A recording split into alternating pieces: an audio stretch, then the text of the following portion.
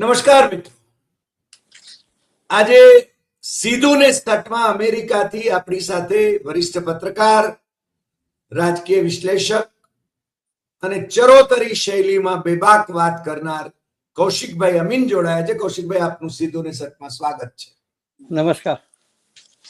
આજે જે વાત કરવી છે એ માત્ર એક જ મુદ્દા ઉપર, 1 પોઈન્ટ પ્રોગ્રામ ઉપર જ વાત કરવી છે કૌશિકભાઈ, અને એ છે કે ભારતથી રાષ્ટ્રીય સ્વયંસેવક સંઘના સરસંઘચાલક ડોક્ટર મોહન ભાગવત, આમ તો વેટરનરી ડોક્ટર છે, એ અમેરિકામાં પ્રભાવ પાડવા માટે આવી ગયા છે. અમેરિકામાં જે હિન્દુ સંગઠનો છે એ હિન્દુ સંગઠનોની સાથે સંવાદ કરવા માટે કે બીજા કોઈ એજન્ડા માટે આવ્યા છે, અને આપ એને ફોલો કરી રહ્યા છો, એટલે એના વિશે આપ જરા વિગતે વાત કરો. કારણ કે ભારતમાં તો ખૂબ કમઠાણ ચાલી રહ્યું છે. નરેન્દ્ર મોદી અને અમિત શાહની સરકાર 2014 થી અહીંયા કંઈક નવું કરી રહી છે, અને પેલી ભારતીય જનતા પાર્ટીની નટી સાંસદ જે છે કંગના રનૌત, એ તો પાછી એમ કે છે કે આઝાદી તો 2014માં જ આવી. મહારાષ્ટ્રના મુખ્યમંત્રી અને ભારતીય જનતા પાર્ટીના નેતા દેવેન્દ્ર ફડણવીસ એ અત્યારે વડાપ્રધાન થૌ થઈ રહ્યા છે, અને જૈનજી સાથે RSS ના હેડક્વાર્ટર રેશમબાગની સામે એ સંવાદ સાધી રહ્યા છે. કારણ કે રાહુલ ગાંધીએ જે અત્યારે અભિયાન આદર્યું છે છાત્રો કી ગુંજ, એને હવે છે ને ભારતીય જનતા પાર્ટી ફોલો કરી રહી છે. પરંતુ રાહુલ ગાંધીની આ જે છાત્રો કી ગુંજ કાર્યક્રમમાં વિદ્યાર્થીનીઓ એ બહુ જ મોટી સંખ્યામાં ઉમટી રહ્યા છે, અને ફડણવીસ ના સરકારી તંત્ર છતાં ફડણવીસની જાહેરાત મુજબ ત્યાં 25,000 જ જૈનજી સાથે એમણે સંવાદ સાધ્યો, જ્યારે પુણેમાં રાહુલ ગાંધીના વિદ્યાર્થીનીઓ સાથેના સંવાદમાં 50,000 કરતા પણ વધારે વિદ્યાર્થીનીઓ ઉપસ્થિત હતી. એ આપણે બધાએ જોયું. અને હવે રાહુલ ગાંધી પોતે પણ RSS ના હેડક્વાર્ટર નું જે એનું મુખ્યાલય જ્યાં છે એ નાગપુરમાં છાત્રો કી ગુંજ કરવા જવાના છે, અને દેશભરમાં 800 જગ્યાએ છાત્રો કી ગુંજ કરવાના છે. એમાં કેટલીક જગ્યાએ હાજર રહેશે, કેટલીક જગ્યાએ કોંગ્રેસના બીજા નેતાઓ હાજર રહેશે. પરંતુ આ બધાથી જૈનજી સાથેનો એમનો જે સંબંધ છે એને કારણે ભારતીય જનતા પાર્ટીમાં સન્નિપાત વર્તાય છે. એટલે ભાગવતને પણ સન્નિપાત થવો સ્વાભાવિક છે. ભાગવત પણ જૈન આલ્ફા સાથે અને જૈનજી સાથે સંવાદ કરવાના પક્ષે છે. એટલે આમ તો મિલીભગત છે. મોદી અને ભાગવત પણ દેખાડો આવો કરે છે. અને એમાં આપણા મહાશય જે મુકેશ અંબાણી છે એ બધી જ રીતે RSS ના કાર્યક્રમોને સપોર્ટ કરીને પોતાના લાભ ખાટી રહ્યા છે, એવું પણ આપણને જોવા મળે છે.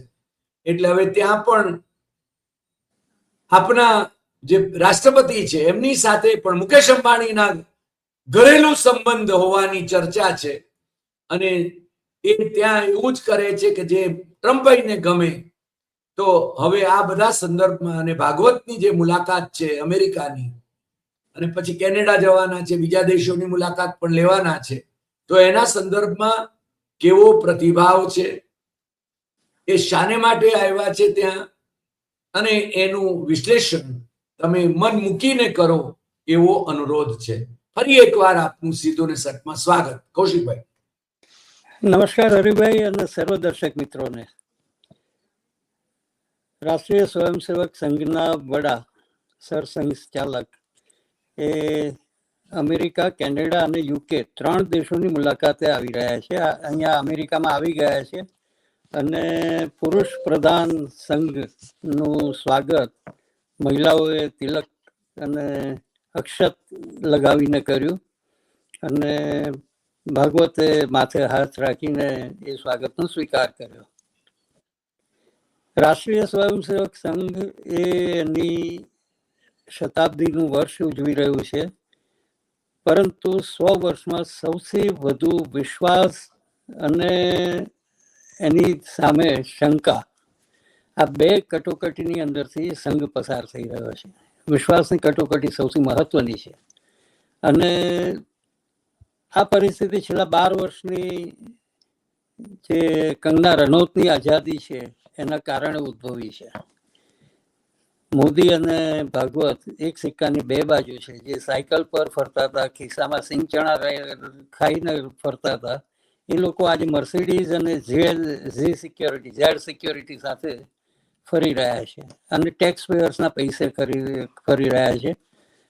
રાષ્ટ્રીય સ્વયંસેવક સંઘ રજિસ્ટર્ડ સંસ્થા નથી, અને એમનો દાવો છે કે હિન્દુ ધર્મ પણ ક્યાં રજિસ્ટર્ડ છે.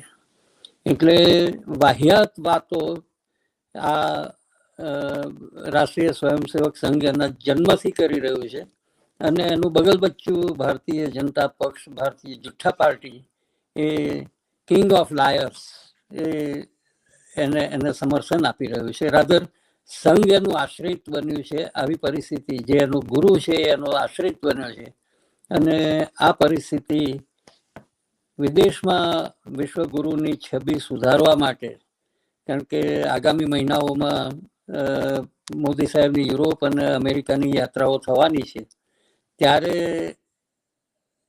આ વસ્તુઓ આગળ આવી રહી છે કે કેમ, એ સવાલ ઉદ્ભવી રહ્યો છે.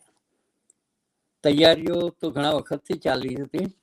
પૈસા આપીને હડસન ઇન્સ્ટિટ્યૂટની અંદર સંઘના બે સુપ્રીમો કહી શકાય એવા નેતાઓ, હોસબોલે અને રામ માધવ, એક દલાલ છે અને એક હજી કોઈક લેબલ લગાવવા માટે બાકી છે, હોસબોલે. એ બંને જે ભાંગરો અહીંયા વાટ્યો છે હડસન ઇન્સ્ટિટ્યૂટના પ્રવચનોની અંદર, અમે તો તમારા કહેગરા છીએ, જે સાવરકરે જે 30ના સમયમાં કહ્યું હતું, 1930ના દાયકામાં, એ જ વાક્યોની પુનર્રચના નવેસરથી આ બંને નેતાઓએ અહીંયા કરી. અમે તમે ના કહ્યું તો રશિયાથી બંધ કર્યું, ઈરાનથી બંધ કર્યું, અમે તમે કહીએ છીએ એટલું કરીએ છીએ, પછી અમારી પર આટલું બધું સાનો આકરા વેરા અને આટલા અપમાન કેમ કરો છો? આ જે વાત હતી. આની અગાઉ પણ વડાપ્રધાન પોતે જ્યારે અહીંયા આવ્યા ત્યારે પણ એમની હાજરીમાં એટલી બદમાશીથી અમારા ઉરાંગુટાંગ ક્રિમિનલ ડોનાલ્ડ ટ્રમ્પે કરી, એક રાષ્ટ્રપ્રમુખને છાજે નહીં એવી રીતે અપમાન એક દેશ નેતાનું કર્યું. નરેન્દ્ર મોદી માટે ભલે આપણે ગમે તેટલો વિરોધ અથવા તો એનો પ્રતિકાર કરતા હોઈએ એની નીતિ રીતિનો, પણ એક દેશના વડાપ્રધાનનું અપમાન એ રાષ્ટ્રનું અપમાન છે એમ હું અંગત રીતે માનું છું, અને ભારતના મૂળને કારણે એ અપમાન ભારતીયોનું પણ છે એવું માનું છું. અહીંયાથી વિદાય થયાના 4 દિવસની અંદર જ હાથે પગે બીડીઓ બાંધી અને લોકોને ડિપોર્ટ કર્યા. વિશ્વના બીજા બધા નેતાઓએ ઠનીને કહી દીધું કે આ બધું અમે નહીં ચલાવી લઈએ, પરંતુ આ બધું ચાલ્યું. અને એ પરિસ્થિતિની અંદર સંઘ ચૂપ રહ્યો છે, એ પણ એક ઉલ્લેખ મારે કરવો જોઈએ. કૌશિકભાઈ, વચ્ચે પૂછવું છે મને, મોદી આ બધું અપમાન સહન કરી લે છે, એનું કારણ શું છે? અદાણી અને એપ્સ્ટીન ફાઇલ્સ. અદાણી એમાંથી છૂટી ગયા છે, એપ્સ્ટીન ફાઇલમાંથી હજી છૂટ્યા નથી. હરદીપ પુરી અને એમની બીજી બધી કંપની, એ હજી 50% ફાઇલો ખુલ્લી છે, 50% ખુલવાની બાકી છે. એટલે હજી નવા દિવાળીના ફટાકડા ફૂટશે એવું લાગે છે ઓક્ટોબરમાં, એટલે રાહ જોઈએ. પણ અહીંયા જે વિરોધ થઈ રહ્યો છે, એક અહેડ નામની સંસ્થાને ગયા વર્ષે રજીસ્ટર કરાઈ, અને 1 વર્ષની અંદર 501c3 એ નોન પ્રોફિટ ઓર્ગેનાઇઝેશન તરીકે રજીસ્ટર કરાઈ. સંઘ રજીસ્ટર્ડ નથી એની વાત બધાએ યાદ રાખવી જોઈએ. અને પ્રિયંક ખડગે જે રીતે એની સામે બાયો ચડાવી છે કર્ણાટકની અંદર, એ બાયો ચડાવી છે, એના પરિણામો પણ ભવિષ્યમાં જોવા મળશે.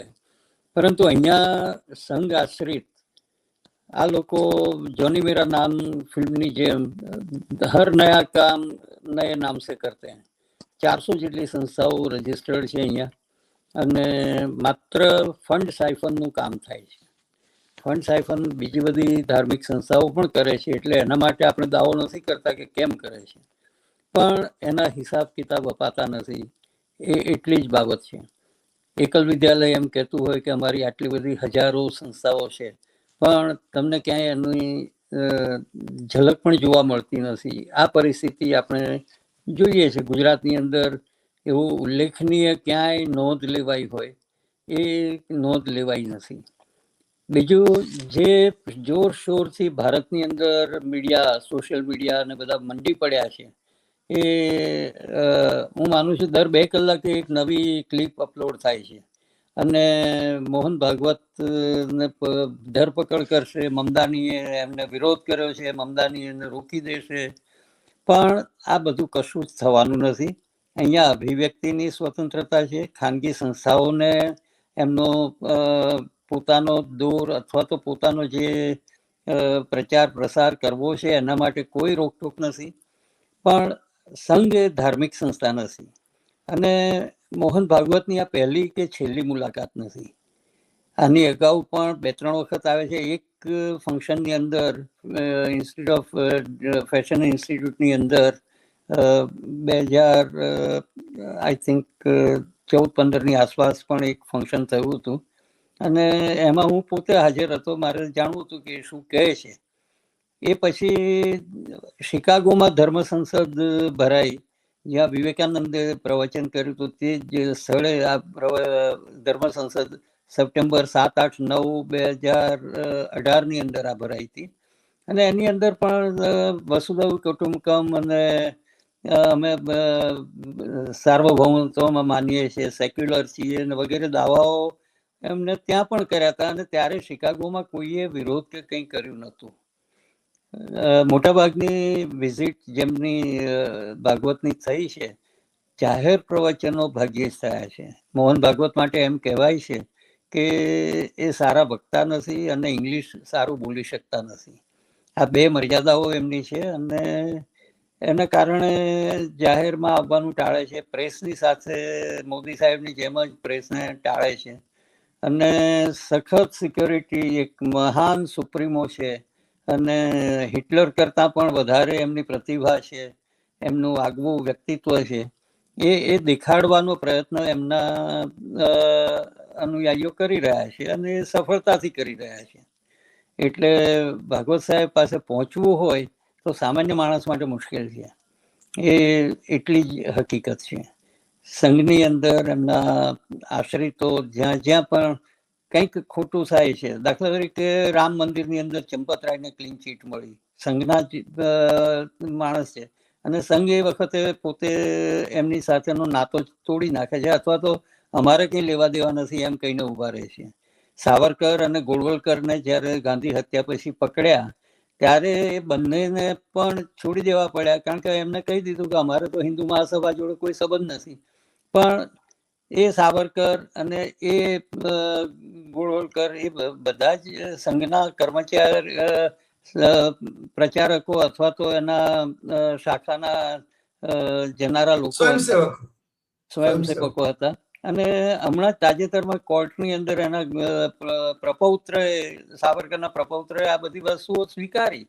1 નહીં, 8 નહીં, પણ 10 વખત માફીનામા માગ્યા છે, એ પણ વસ્તુ સ્વીકારી. અને રાહુલ ગાંધી પર જે પ્રયત્નો થયા કાદવ ઉછાળવાના, એ પ્રયત્નો એમાં નિષ્ફળ ગયા. એટલે રાહુલ ગાંધી કદાચ એકલ વીર છે અને પક્ષને બાજુ પર રાખીએ તો પણ એની દરેક વાતો, દરેક સૂચનાઓ સરકાર સામેની હોય કે પ્રજાની લગતી હોય, એ સાચી સાબિત થતી જાય છે. અને સંઘ એની સામે આજ સુધી કોઈ જેન ઝી કે જેન આલ્ફા સાથેના સંવાદ, ભલે નીતા અંબાણીના ઇન્સ્ટિટ્યૂટની અંદર એમને એમની સ્કૂલના વિદ્યાર્થીઓને બેસાડીને પ્રવચન કર્યું, પણ એ માત્ર દેખાડા પૂરતું છે. ખરેખર જો સંવાદ સાધ્યો હોત તો એ વખતે બોલતા હોત, અથવા તો લડાખમાંથી લાવીને બીજા અન્ના હજારેને પેદા કરવાની કેમ જરૂર પડી અને કેમ ઉઠાવી લેવા પડ્યા, કેવી રીતે ઉઠાવી લેવા પડ્યા, આ બધા પ્રશ્નો એ સંઘના દૂરસંચાર સિવાય તો થયા જ નથી. દિગ્ગજની જે આમ આદમી પાર્ટીનું કનેક્શન છે, પણ એ પણ સંઘ પ્રેરિત કનેક્શન છે અને તમે જુઓ કે દીપકે નું જે આંદોલન છે કોકરોચનું, એ સદંતર નિષ્ફળ ગયું છે. એને બદલે ઠેર ઠેર રાહુલ ગાંધી 800 જગ્યાએ છાત્રો કી ગુંજ કાર્યક્રમ કરે કે ના કરે, પણ સ્વયં છાત્રોએ પોતે ઉપાડી લીધેલું આંદોલન છે. આઈઆઈટીના લોકો છે, પીએચડીના વિદ્યાર્થીઓ છે, કે બિહારની અંદર યુનિવર્સિટીના સ્ટુડન્ટ્સ છે, આ બધાએ ઝારખંડની અંદર પણ એ આંદોલન, ભલે કોંગ્રેસની સરકાર છે, કોંગ્રેસની સમર્થન વાળી સરકાર છે, ત્યાં પણ છાત્રોએ પોતે જ પોતાનું કૌવત બતાવ્યું છે. અને આ બહુ મુશ્કેલીની અંદરથી પસાર થઈ રહેલી પરિસ્થિતિ છે. દીપકે પેલેટ ગન જે રીતે ચલાવવામાં આવી અને એના પુરાવા રજૂ થયા, રાહુલ ગાંધી અને ત્યાંની સરકારી હોસ્પિટલોએ જે સર્ટિફિકેટ આપ્યા છે 10 જણાને એનાથી ઈજા થઈ છે એના સંદર્ભમાં અભિજીત દીપકે મૌન છે. અભિજીત દીપકે મુદ્દો જ નથી ઉઠાવતા. એ લોકો છે ને, ગૃહમંત્રી મૌન છે. ગૃહમંત્રી તડીપાર અમિત શાહ એ પોતે એક તો સંસદથી બંને નેતાઓએ મોઢું સંતાડ્યું. વંદે માતરમ ગીત જે 3 મિનિટનું એમને ખ્વાહિશ છે કરવાની, કરી દીધું છે. અને એ ગીતના પ્રાયોજક હતા, છતાં સંસદમાં એ લોકો ગેરહાજર રહ્યા.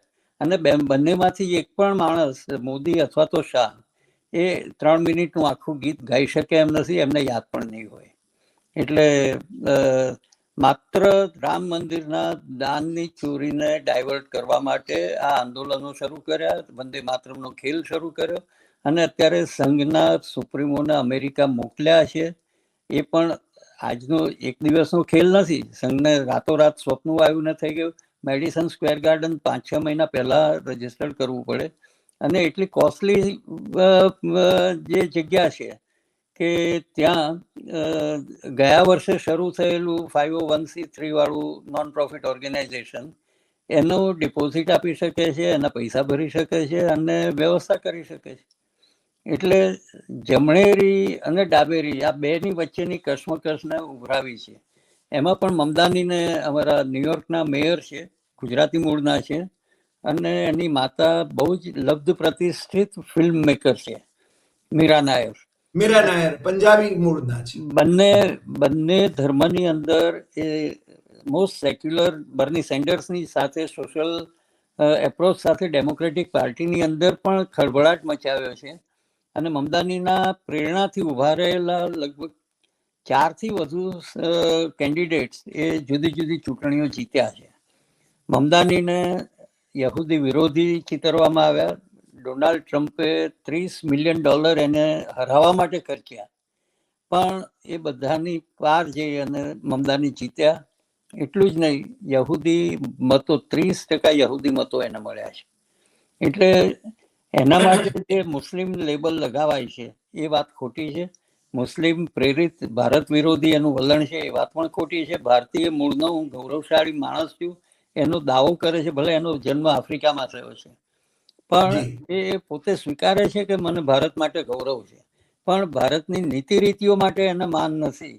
એ નતન્યાહુને પણ કહે છે કે હું એ જો અહીંયા ન્યુયોર્કમાં આવે તો હું એને એરેસ્ટ કરાવીશ, પણ નતન્યાહુ માટેના એમની પાસે પાવર્સ છે કે નહીં એ એનો સવાલ એ ઉભો કરે છે કે મને જો પાવર્સ હોય તો હું એને કરીશ. એવું જ આરએસએસ માટે જ્યારે પ્રશ્ન પૂછાયો પત્રકાર પાસે, ત્યારે એને જવાબ આપ્યો કે મારું ચાલે તો હું એ કાર્યક્રમ બંધ કરાવું, પણ આ પ્રાઇવેટ ફંક્શન છે, પ્રાઇવેટ ઓર્ગેનાઇઝેશન છે, અને એની અંદર મારો અધિકાર ક્ષેત્ર નથી, અભિવ્યક્તિની આઝાદી છે, એટલે હું એ કાર્યક્રમને રોકી ના શકું. પણ જો બટાકામાંથી સોના કેવું પરિવર્તન થાય, મોદી સાહેબના વાક્યને રાહુલના નામે ચડાવી દેવાય, એ પરિસ્થિતિ મમદાનીના નામે પણ થઈ છે કે મમદાનીએ આમ કહ્યું એટલે ચર્ચા થઈ. આજ 2 દિવસ પહેલા જ મમદાની તો પિક્ચરમાં આવ્યા છે. તમારી તૈયારીઓ તો દિવસો પહેલાની છે અને દિવસો પહેલાથી વિરોધ થયો છે.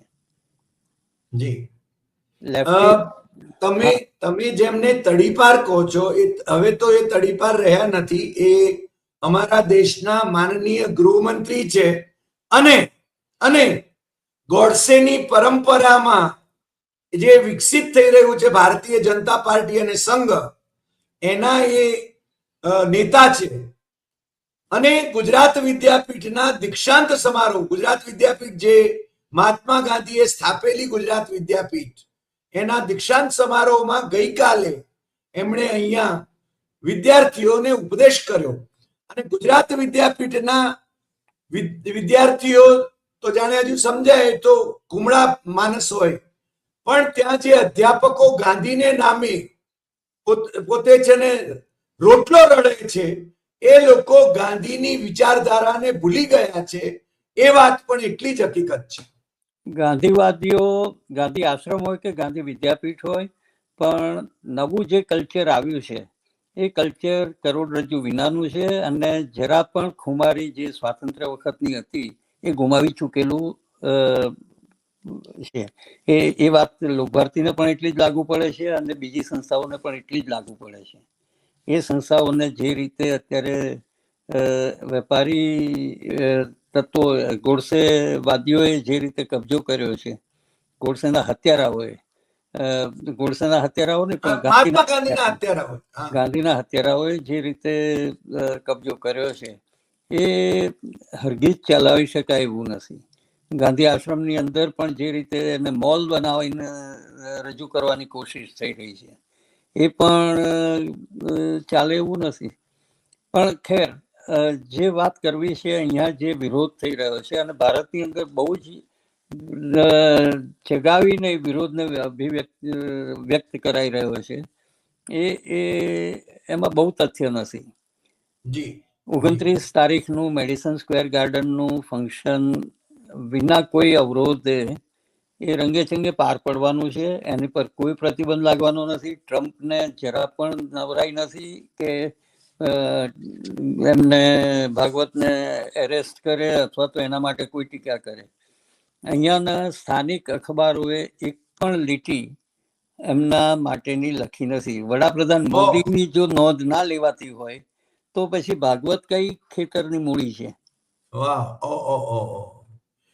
પણ તમે જે અભિવ્યક્તિ સ્વાતંત્ર્યની વાત કરી, એટલે તમારે ત્યાં એ રીતે અભિવ્યક્તિ સ્વાતંત્ર્ય એને ડિસ્ટર્બ નથી કરતા, ભલે એ ભિન્ન વિચાર ના હોય, એ બાબત તો છે ને મને લાગે છે કે તમારે ત્યાં ભાગવતના જાહેર પ્રવચનમાં પણ થશે એવું જ માનવાને પૂરતા કારણો છે.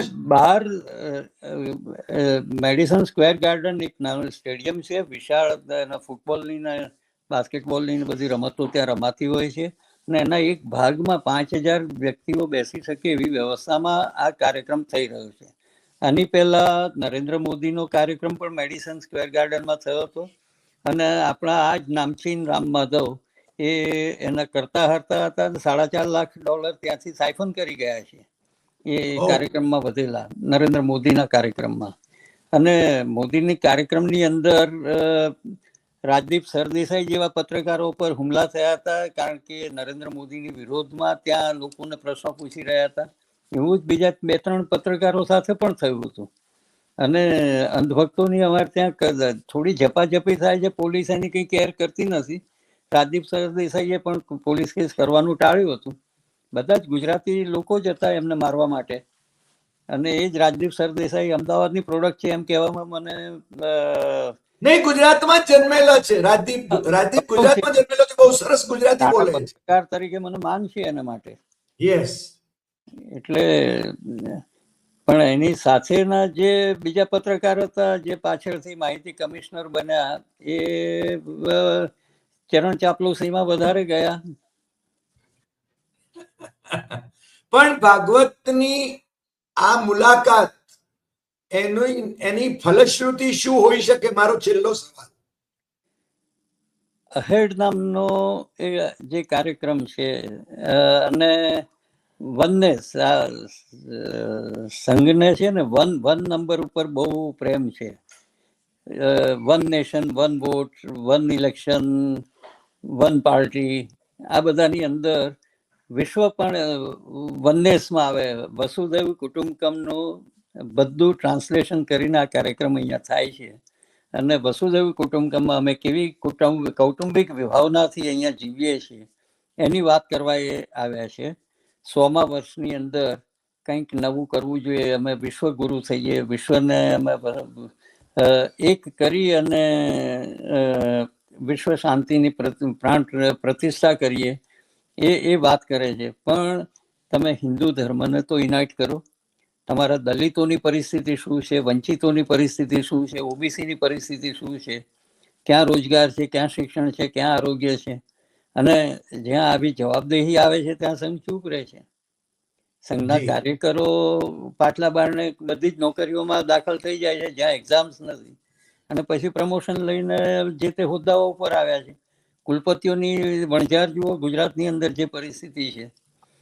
તમે આખા દેશમાં એવું છે. 2 લાખ સ્કૂલો બંધ કરવી પડી છે. ક્યાં તમે દેશને લઈ જવા માંગો છો? 5 ટ્રિલિયનની ઇકોનોમીની વાત કરે છે. ઇકોનોમીની વાત તો ક્યાંય કરતા નથી. સંઘ સાંસ્કૃતિક સંગઠન છે, અમે રાજકારણમાં ભાગ નહીં લઈએ એવી સરદારને આપેલી ગેરંટી ક્યાં ગઈ? નહીં, એમની ગેરંટીઓનો કોઈ મતલબ જ નથી. પણ કૌશિકભાઈ, આજે આપ અમારી સાથે જોડાયા અને મન મોકળાશથી આપે જે વાત કરી એમના, હા પ્લીઝ. જી ના, એટલે આ કાર્યક્રમ માટે ભારતમાં ભલે ગમે એટલી ચર્ચાઓ થાય, અહીંયા આ કાર્યક્રમ એમના અંધભક્તો પૂરતો જ છે. એમાં કોઈ વિદેશી નાગરિકો નથી આવવાના, કોઈ પત્રકારો નથી આવવાના.